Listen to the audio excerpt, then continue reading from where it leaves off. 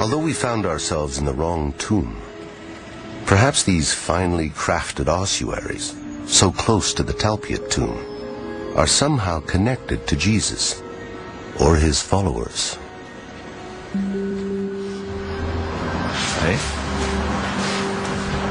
So what's next? We gotta find the tomb. It's gonna be on the other side of this building. Yeah, it's gotta be looking 20 meters south. Where are you going? Where the heck are you going? South, that's the parking lot. Shouldn't be a big deal. South is south. 20 meters takes us in the garden. 20 meters is not much. The idea of finding Jesus' tomb might not seem so outlandish if we could locate tombs belonging to his followers, the people scholars call the Judeo-Christians. According to tradition, this is the view Jesus had when he walked up the Mount of Olives and gazed upon the Jewish Holy Temple. Where the Muslim gold dome of the Rock now stands was once the Holy of Holies. There the Ark of the Covenant was housed. According to Luke, Jesus looked at the temple, foresaw its destruction, and wept. Where he wept is here, Dominus Flevit, a holy site on which Franciscan monks built this monastery in 1891. That's good. In 1953, while renovating, the Franciscans discovered a 2,000-year-old cemetery. This ancient necropolis was partially excavated by a well-known archaeologist named Bellarmino Bagatti. Bagatti claimed that these ossuaries belonged to some of the earliest followers of Jesus. If this is a early Judeo-Christian cemetery, then that means that our tomb is not sitting in some kind of archaeological vacuum. It's really part of a network of cemeteries. This can provide an archaeological context for our tomb. In this network of tombs, the Franciscans discovered a bone box with an inscription naming one of the most famous early Christians, Simon Bar Yonah. Now, I don't know if everybody will recognize that immediately, but Jesus said to Simon Peter, who's venerated later as the Pope and the head of the church, "You are Simon Bar Jonah, blessed are you, Peter." See, his name is not Peter, that's a Greek word. His name is Shimon, Shimon Bar Yonah.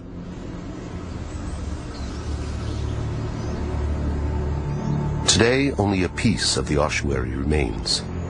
The Franciscans have stored it in a small museum beside their church. It bears an indisputable inscription, the only one ever found spelling the name Simon Bar Yonah. Simon was one of the 12 original apostles of Jesus. According to the Gospels, Jesus renamed him Peter. In Aramaic, Kepha, which means rock. He's considered a saint by many Christians and the first pope by the Roman Catholic Church. According to tradition, Simon Peter was crucified and buried in Rome. So how could his coffin be here in Jerusalem? The fact is, there has never been any credible archaeological evidence found in Rome underneath the Vatican that points to Simon Bar Yonah. And here sits an ossuary discovered at Dominus Flevit, bearing his name.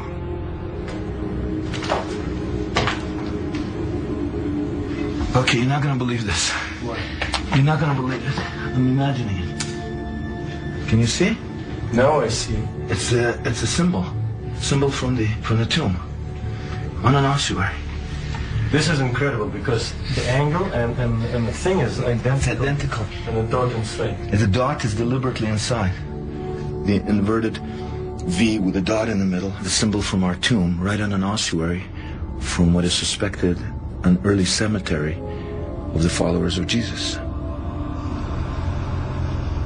As to who may have been buried in this ossuary, and whether or not he knew the Jesus, son of Joseph, whose tomb has been emblazoned with the same symbol, we can only speculate.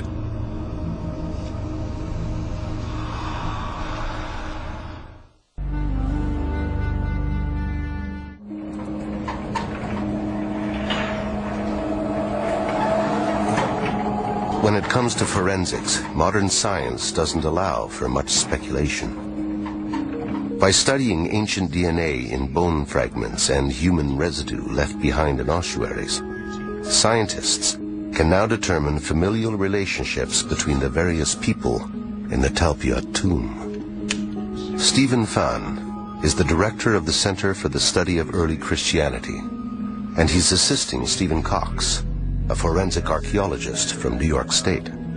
They have discovered valuable material inside the ossuaries inscribed Mariamne and Jesus, son of Joseph. Inside this ossuary, we've got some material that's adhering to the surface of the stone in a very interesting circular pattern. It's worthy of picking out and taking a look at it and see what its composition is. The pattern and or material could give us a big clue as to who, what, when, and where. It seems outlandish that these samples might contain the DNA of Jesus and Mary Magdalene. But if there's enough material, these tests may shed a new light on Jesus and his family. So this is sample 80-500.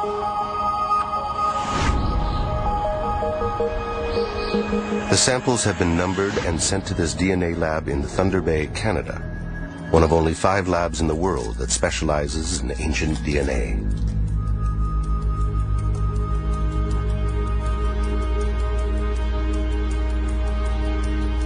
The scientists don't know that the samples belong to a Jesus, son of Joseph, and a woman who might be Mary Magdalene.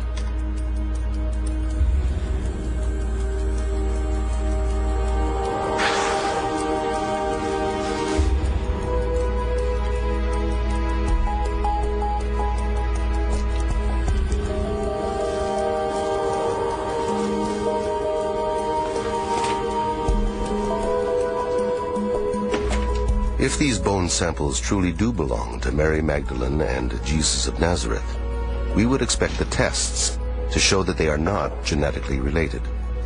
We would expect to find DNA representing 2 individuals with no familial ties.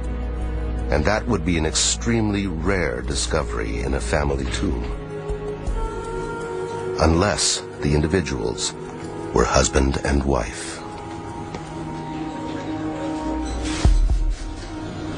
The question now, is there enough DNA material to create a significant profile?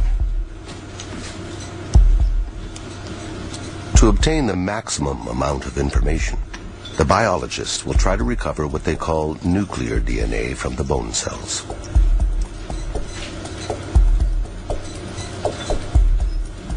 The extraction analysis showed that nuclear DNA was very difficult to recover.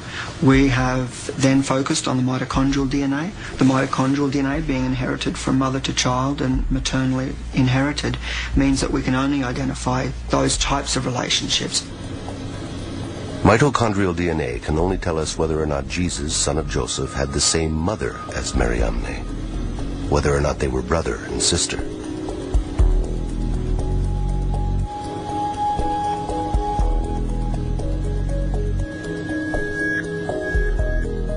If the biologists cannot recover mitochondrial DNA from the bone cells, the test will have to be aborted. And we will never know the true relationship between Jesus and Mariamne. We have indeed been able to achieve results. We got the mitochondrial DNA. It was very fragmented, very small amounts of DNA. We were able to amplify it, we were able to sequence it. We then went on to clone those sequenced DNA fragments, and by cloning the DNA, we're able to then compare many, many copies together. And that increases the validity of the work, and that way we're able to compare the sequences between that one individual and the other individual, and that's essentially what we've done, and I can show you the results here today.